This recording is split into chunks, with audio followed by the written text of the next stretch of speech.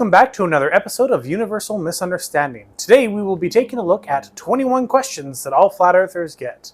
Now bear with me, I am testing out a new mic, so if the audio is a little weird or if there's a little muffling or something like that, bear with me. I'm just testing out a new mic. In the next video, I will return back to my regular mic. This video is focused on the 21 questions for flat earthers on the Flat Earth Crash Course on David Weiss's website. Now, 21 questions is a lot to get through, so I'm going to be breaking the video up into several parts, and this is just going to be part 1. So we're going to go through the first 5 questions. Where is the edge?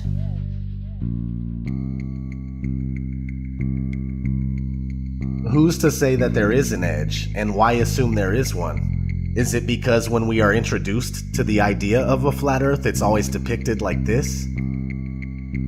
You can just say you don't know. That is an okay response. It makes you look like you don't know what you're talking about, but it's better than waffling like this. And that's basically the gist for the first question. There is one particular part that I do want to go over, so here it is. In a 1954 interview with Admiral Richard E. Byrd, an American naval officer who specialized in exploration, he had this to say. But strangely enough, there is left in the world today an area as big as the United States that's never been seen by a human being. And that's beyond the pole, on the other side of the South Pole, from Middle America.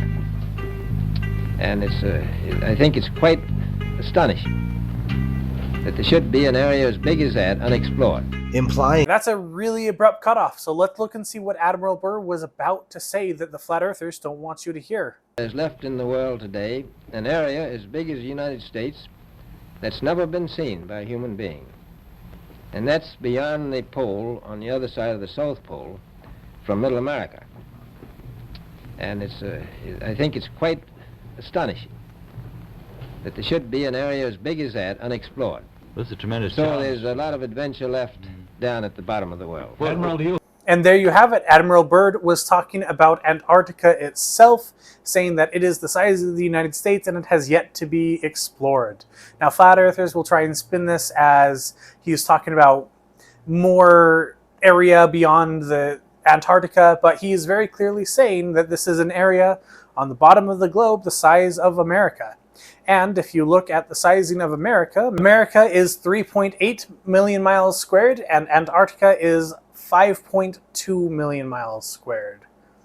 So if any flat earther tries to tell you that Admiral Byrd said that it was flat, they are either severely misled or they are lying. But you know, gotta lie to flurf.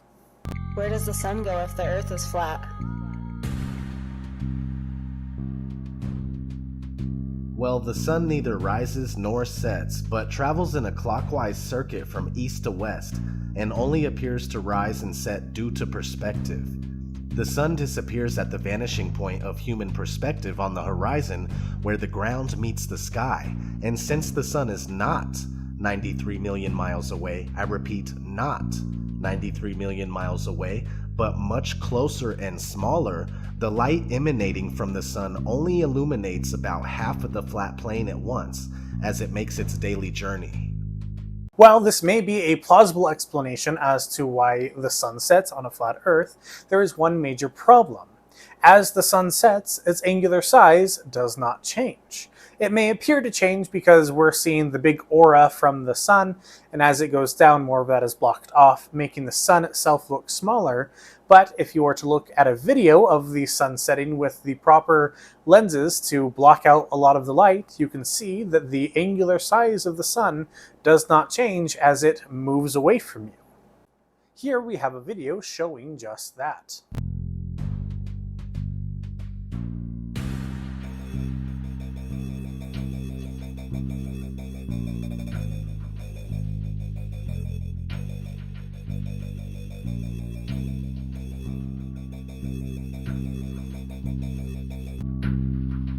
What's underneath the flat earth? My favorite answer to this is dragons. This is obviously an unanswerable question since the assumed edge has never been known to be reached. Assumed edge, never known to be reached, yet you claim that Admiral Byrd reached it and saw more land? So which is it? Did he reach the edge, or has no one ever been there? Many religious texts support an immovable earth that has its foundations on which it is laid and its pillars by which it is supported. We simply don't know. And there you go. 2 questions so far is they don't know. What's under the earth? That remains a mystery to us all. But another thing that you can research is what's inside the earth. Multi-billion-dollar deep underground military bases known as DUMBs. D-U-M-Bs, right?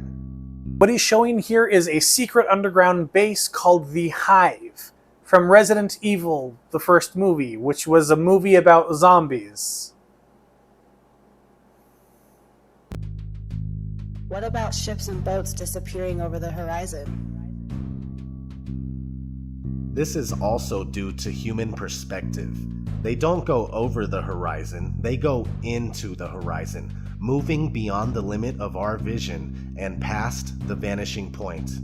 But the ships and boats are easily brought back into view with a pair of binoculars, a telescope, and any camera with a good zoom lens.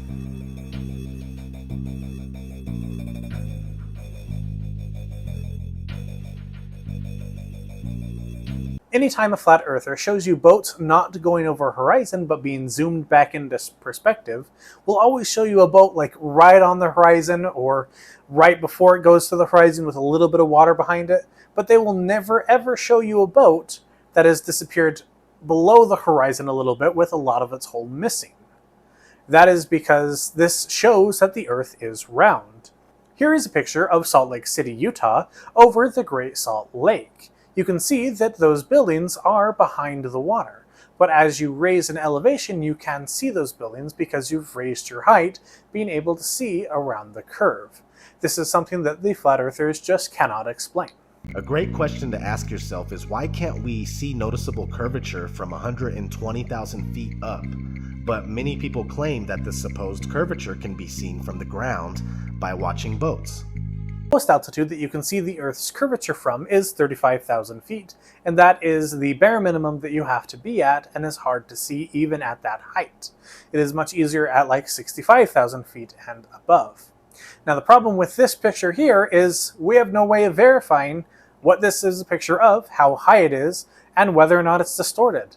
It looks to me like that wire in the frame has been bent as if they were trying to rebend the picture into a straight horizon.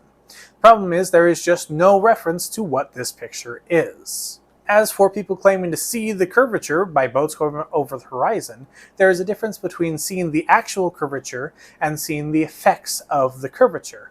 Watching a boat go over the horizon is an effect of the curvature and not seeing the curvature itself.